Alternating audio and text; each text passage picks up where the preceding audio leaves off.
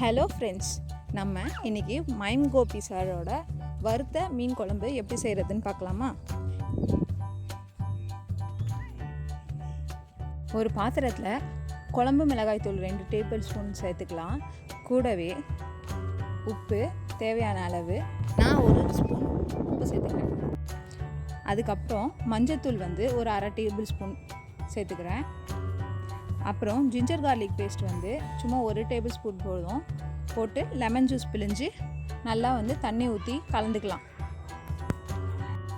நான் 1/2 கிலோ மீன் எடுத்துருக்கேன். இந்த 1/2 கிலோ மீனை ஒன்று ஒன்றா நல்லா எல்லா இடமும் மசாலா ஸ்ப்ரெட் ஆகிற மாதிரி நல்லா தடவி விட்டுக்கலாம்.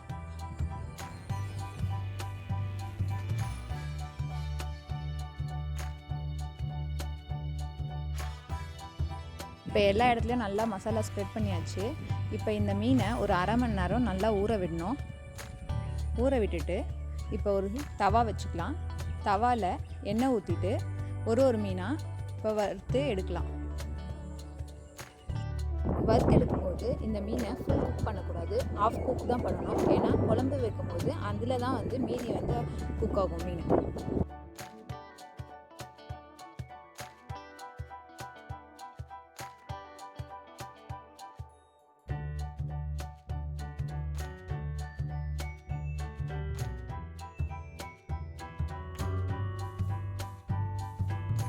ஃபிஷ் ஃப்ரை தயாராகிடுச்சு. இப்போ நம்ம குழம்புக்கான வேலையை பார்க்கலாம். வறுத்த மீன் குழம்புக்கு 2 வெங்காயம், 4 தக்காளி, 1 பச்சை மிளகா, இஞ்சி 1 துண்டு, பூண்டு 4 பல். இப்போ இந்த வெங்காய தக்காளியை நல்லா அரைச்சி எடுத்துக்கலாம். இது கூடவே கருவேப்பிலை, கொத்தமல்லி. இப்போ குழம்பு தயார் பண்ணேன். ஒரு கடாயில் எண்ணெய் ஊற்றி, நான் நல்லெண்ணெய் யூஸ் பண்ணுறேன்.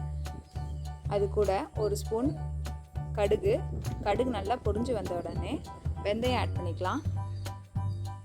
1 ஸ்பூன் வெந்தயம். இப்போ அரைச்சி விட்ட வெங்காயத்தை இது கூட சேர்த்துக்கிறேன்.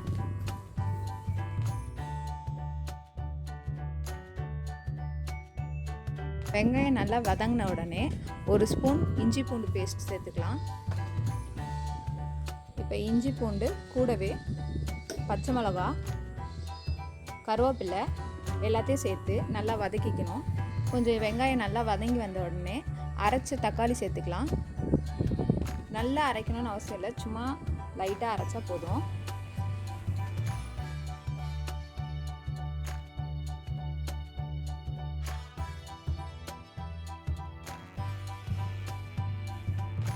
தக்காளி வதங்குற வரைக்கும் நல்லா வதக்கி எடுத்துட்டு இப்போ மிளகாய் தூள் சேர்த்துக்கலாம்.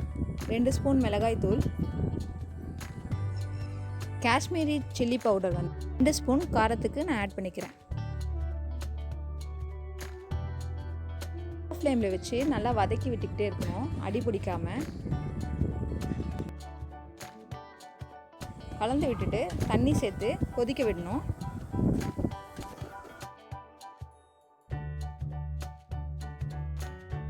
கொதி வர ஆரம்பிச்சிருச்சு. நான் குழம்புக்கு தேவையான உப்பு சேர்த்துக்கிறேன் இது கூட. இப்போ இந்த குழம்பு ஒரு 5 நிமிஷம் போல் ஒரு ஸ்லோ ஃப்ளேமில் கொதிக்கட்டும். கொதிச்சாச்சு.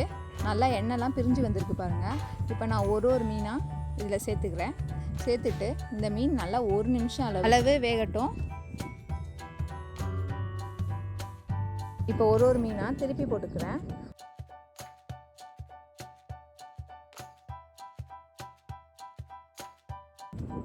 மூடி வச்சிடலாம். ஒரு 2 நிமிஷம் லோ ஃப்ளேமில் வேகட்டும்.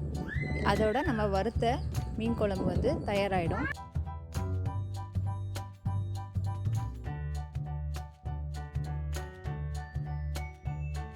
இந்த வீடியோ உங்களுக்கு பிடிச்சிருந்தா லைக் பண்ணுங்க, ஷேர் பண்ணுங்க, மறக்காம